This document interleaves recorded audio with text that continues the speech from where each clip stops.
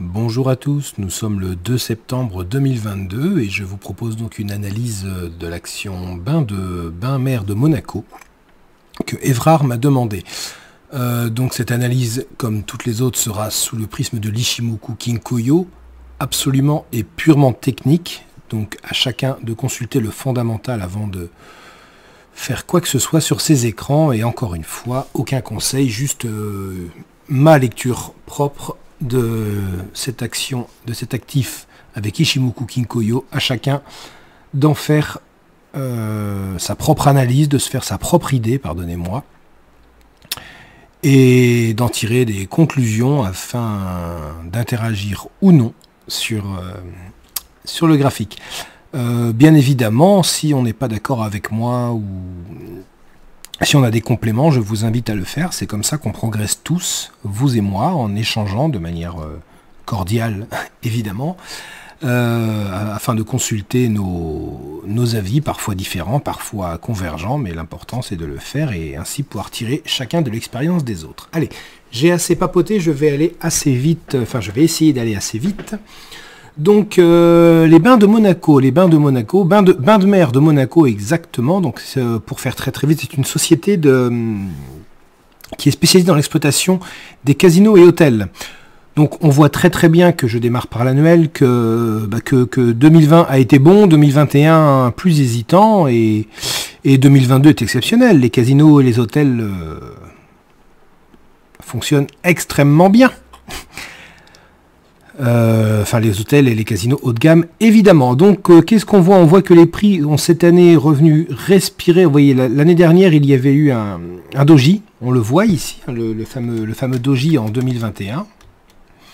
Les prix sont venus respirer jusqu'à la Tenkan qui est orientée pourtant, donc par un support extrêmement fort, mais ils sont repartis à la hausse pour réaliser un plus haut historique à 96,6. Le niveau 100 symbolique est juste au-dessus, évidemment qu'on l'a en ligne de mire. Évidemment. Après, bon, ça pousse, ça monte. Évidemment qu'on est haussier.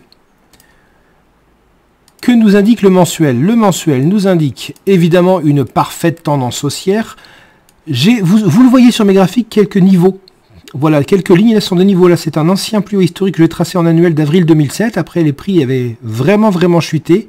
Et on voit la superbe réaction en juin 2021, vous voyez, où les prix sont venus casser le plus haut historique de l'époque, réaliser un nouveau plus haut historique, mais clôture en dessous avec une étoile filante qui a permis de ramener les prix jusqu'à la Kijun mensuelle. Formation d'un marteau, avalement haussier qui casse la Tenkan et c'est reparti à la hausse. C'est d'une lecture Ichimoku, c'est absolument parfait. Si c'était tout le temps comme ça, ce serait facile. J'allais dire ennuyeux, mais non, c'est jamais ennuyeux. Ce serait facile. Malheureusement, c'est pas le cas. Mais là, en l'occurrence, c'est typiquement un cas d'école. Donc ce sont des niveaux que j'ai tracés que j'estime potentiellement pertinents. Tiens d'ailleurs, regardez là, qu'est-ce que je vais faire? Je vois que j'ai ceci, cela, que je n'avais pas fait. Tac.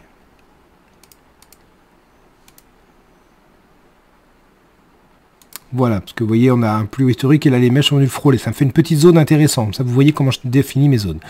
Donc là, qu'est-ce qu'on voit en mensuel? Que évidemment, on est haussier, on est très haussier, qu'on a eu ici une mèche. Alors, on n'a pas une étoile filante, hein, qui réalisait un plus haut historique à 96 en juillet. En août, on est venu casser le plus haut historique pour en réaliser un nouveau dans une bougie haussière. Et là, bon, bah, on est début septembre, donc pas grand-chose à dire. Mais acheter ici et maintenant semble un peu compliqué. Parce que ici, on a eu un avertissement quand même sur un potentiel possible besoin de respiration qui n'a pas été confirmé par le mois d'août, mais qui n'est pas non plus un chandelier qui casse et qui casse réellement le plus haut. Enfin voilà, on est quand même très haut en surachat. Pas évident d'entrer ici et maintenant. En hebdomadaire, qu'est-ce qu'on voit? Évidemment une tendance haussière. Je n'ai pas tracé, vous voyez, l'ancien range où on voyait, ah bah écoutez, ça, c'est la fameuse zone mensuelle que j'ai tracée. Oui, je vais la supprimer parce que je l'avais tracée en hebdo. Vous voyez, comme quoi, tout se regroupe. Hein. Donc, qu'est-ce qu'on voit? Eh bien, on voit que les prix ont cassé le range, impulsion très haussière, sont venus respirer. Alors, sur l'ancien plus haut historique. Alors, d'un point de vue Ichimoku, c'était pas le support idéal pour rentrer, sont repartis à la hausse, on le voit, formant, on le voit à la Chikou, un potentiel double top avec une ligne de coup qui pourrait se situer autour des 84. Et donc, donc une Tenkan au milieu, en plein cœur, la Tenkan qui correspond à l'ancien plus haut historique de mai 2022. Vous voyez. Donc on a une zone ici de support qui est non négligeable autour des 89, pardon, qui est la Tenkan Daily. La Tenkan Hebdo, pardon. On voit toutefois quand même que l'écart est assez important.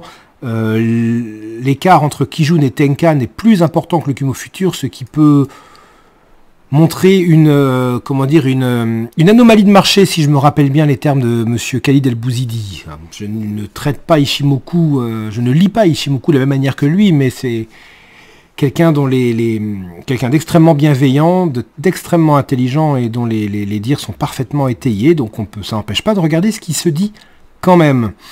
Oui, on voit que l'écart est énorme, le surachat, on est en déséquilibre, on est en très fort surachat, on réalise un potentiel double top sous un plus haut historique. J'ai envie de dire que si cette zone des 89 cède, ce sera un gros avertissement pour quelqu'un qui serait déjà en position. Pour quelqu'un qui n'y serait pas, ce serait bon signe, parce que ça permettrait de respirer à la baisse. En journalier, que voit-on? Eh bien, en journalier, c'est parfait, parce qu'on voit ce range. Alors, oui, le Kumo vient de s'orienter à la hausse. Pour quelle raison? Simplement parce que si on revient 52 périodes en arrière, je vous laisserai retravailler pour savoir comment est calculé l'Ishimoku et le Kumo, les lignes de l'Ishimoku, les plus bas de ce range sont ici et ne sont plus pris en compte, vous voyez, dans le calcul de la SSB, ce qui fait que mathématiquement, elle s'est rehaussée, et également par régression du plus haut historique. Mais, en l'occurrence, moi je vois encore ce range daily. On voit la Tenkan hebdomadaire en plein cœur. On a donc une belle zone de support ici entre la Kijun Daily et la Tenkan Hebdo, que nous voyions à l'instant. Les prix sont en train de retracer. C'est pas évident du tout de se positionner. Ce qui est certain, c'est que là, on voit que ça respire. On voit que ça respire. Donc, c'est pas acheteur. On est toujours dans une forte tendance haussière, donc il n'y a pas de panique à avoir. En revanche, voilà, je vais donner une première zone en hebdomadaire pour revenir, d'avertissement, je dirais, autour des 89 avec la Tenkan et l'ancien plus haut historique. Vous voyez, première zone de support à surveiller. Cette zone se trouve être la zone d'équilibre du range daily. Donc si elle cède, on pourrait attendre les prix éventuellement sur le secteur des 83 peut-être. 80, 83, parce qu'on voit qu'entre 83 et 80, c'est la mèche, la mèche du 13 juin qui fait toute cette zone-là. Donc si cette zone cède, je pense qu'il pourrait être pertinent pour les gens qui sont acheteurs actuellement, peut-être d'encaisser tout ou partie de leurs gains selon le niveau où ils sont rentrés, s'ils ne veulent pas subir une respiration trop forte. Ce serait en tout cas bon signe pour quelqu'un qui n'est pas dedans et qui croit dans cette action, parce que ça voudrait dire qu'on pourrait respirer éventuellement jusqu'à des niveaux...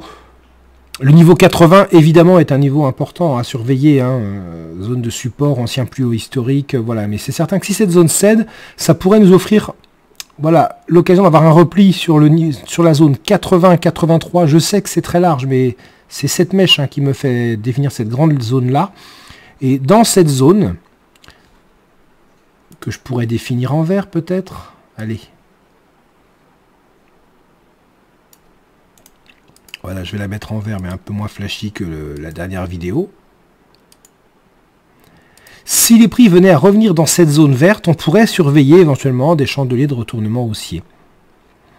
Pour le moment, là, ici, maintenant, tout de suite, pas vraiment acheteur. Si on a un chandelier de retournement sur cette première zone de support en daily, ça me paraît encore un peu prématuré d'acheter ici, malgré que ce soit une zone de support importante. Donc je pense que c'est plus... Après, ce n'est que mon avis, une zone d'invalidation de long qu'une zone d'achat.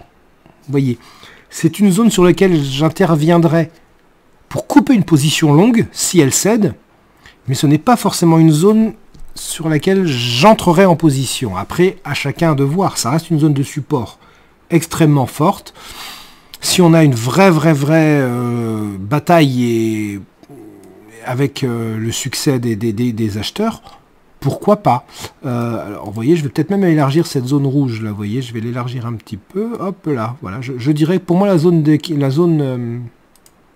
d'équilibre de ce range, elle est là, vous voyez, entre le plat, la Kijun, vous voyez, aligné à cette Tenkan, et au plein cœur, on trouve le SSB Futur, on retrouve, voilà. Donc oui, pas évident d'acheter dans une action qui est extrêmement haussière, mais qui semble vouloir respirer, donc tant mieux. Il nous restera à chercher les bonnes opportunités pour acheter. Donc je dirais cette zone à surveiller éventuellement, mais je serais plutôt d'avis à surveiller cette zone si les prix veulent bien y revenir. En revanche, si les prix redescendent et recassent à la hausse, ça pourrait également être un autre signal, même sans vouloir redescendre jusque-là. Mais c'est plus risqué, c'est plus défini. Moi, je surveillerai vraiment cette zone verte pour acheter. Et si je suis long, je surveillerai cette zone rouge pour couper. Voilà, encore une fois, ce n'est qu'un avis personnel, purement technique, à chacun d'envisager, bien évidemment, et d'appréhender cette action comme il l'entend. Très bon courage, au revoir.